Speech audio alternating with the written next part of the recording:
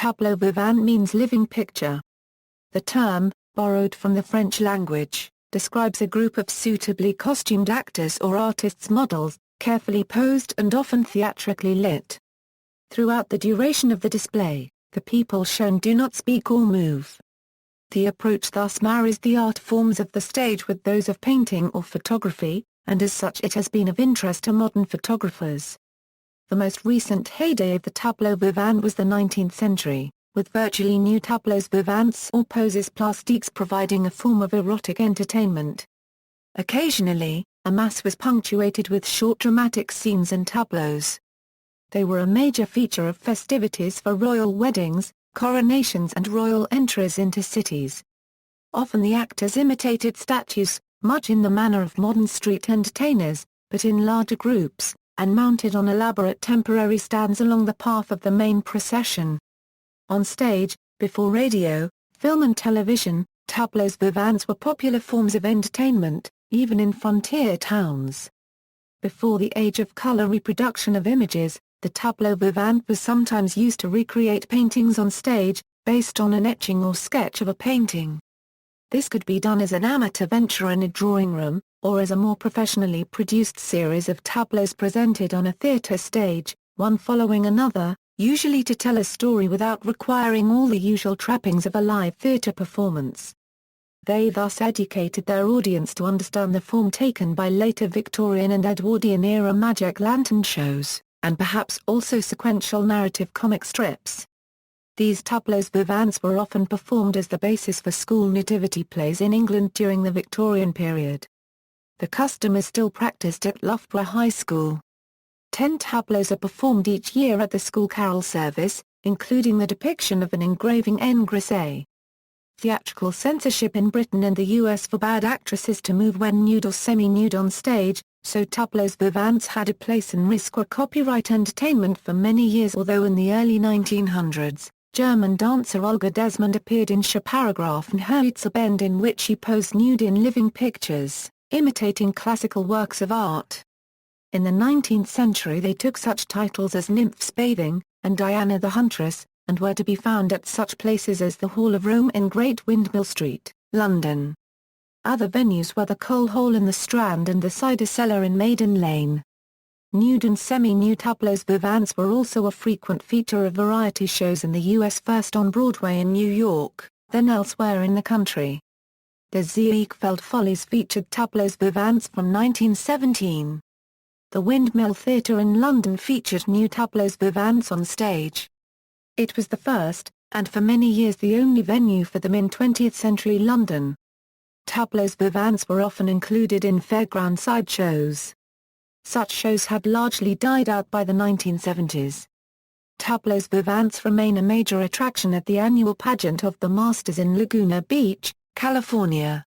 Photographic tableau. Jean-François Chevrier Chevrier was the first to coin the term tableau in relation to a form of art photography, which began in the 1970s and 80s in an essay titled The Adventures of the Picture Form in the History of Photography in 1989.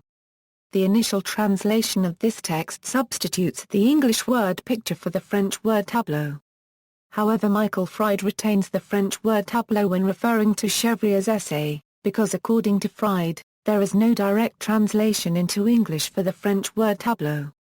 Picture is similar, however it lacks the connotations of constructedness, of being the product of an intellectual act that the French word carries. Other texts and Clement Greenberg's theory of medium specificity also cover this topic. The key characteristics of the contemporary photographic tableau according to Chevrier are, firstly, they are designed and produced for the wall, summoning a confrontational experience on the part of the spectator that sharply contrasts with the habitual processes of appropriation and projection whereby photographic images are normally received and consumed. By this, Chevrier notes that scale and size is obviously important if the pictures are to hold the wall. But size is another function. It distances you from the object.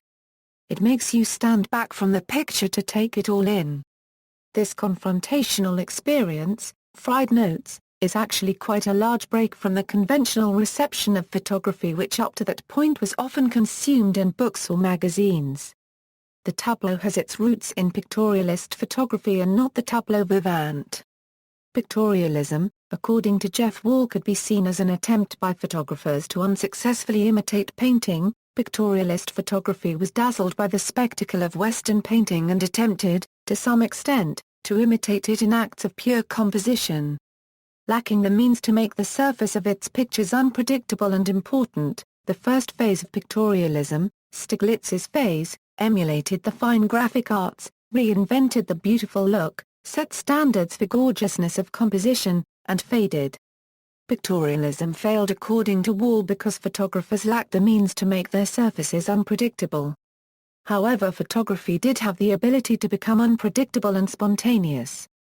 This was achieved by making photographs, related to the inherent capabilities of the camera itself. And this, Wall argues, was a direct result of photojournalism and the media culture industries. By divesting itself of the encumbrances and advantages inherited from older art forms, reportage, or the spontaneous fleeting aspect of the photographic image pushes toward a discovery of qualities apparently intrinsic to the medium, qualities that must necessarily distinguish the medium from others and through the self-examination of which it can emerge as a modernist art on a plane with others. The argument is that unlike most other art forms, photography can profit from the capture of chance occurrences.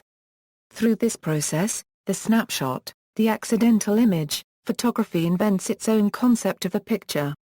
A hybrid form of the Western picture or pictorialist photography and the spontaneous snapshot. This is the stage whereby Wall argues that photography enters a modernist dialectic. Wall claims that unpredictability is key to modern aesthetics. This new concept of the picture, which Jeff Wall proposes, with the compositional aspects of the Western picture combined with the unpredictability that the camera affords through its shutter, can be seen in the work of many contemporary photographic artists including Luc Delahaye, Andreas Gursky, Thomas Struth, Irene Caesar, and Philippe Lorca de Corsia. The tableau as a form still dominates the art photography market. As Fried notes, arguably the most decisive development in the rise of the new art photography has been the emergence, starting in the late 1970s and gaining impetus in the 1980s and after, of what the French critic Jean Section Chevrier has called the tableau form. However, there appears to be only a handful of young, emerging artists working within the tableau form. Examples include Florian Mayer-Aiken, Matthew Porter and Peter Funch. There is a 2014 feature film that features only tableau format called In the Crosswind. See also, Living Statue, Agamatophilia. References. Further reading, Ramos, J. and Puy, L. Le Tableau Vivant ou l'image performer copyright E. Paris, Mayer and Martin INHA. Greenberg, C. 1965. Modernist Painting. In Harrison, C. Wood, P. Art and Theory 1900 to 2000. Oxford, Blackwell Publishing. Krakauer, S. Theory of Film, The Redemption of Physical Reality. Princeton, New Jersey, Princeton University Press. External links. Home pastimes. Or Tableaux Vivants at Project Gutenberg, Kate Matthews Collection.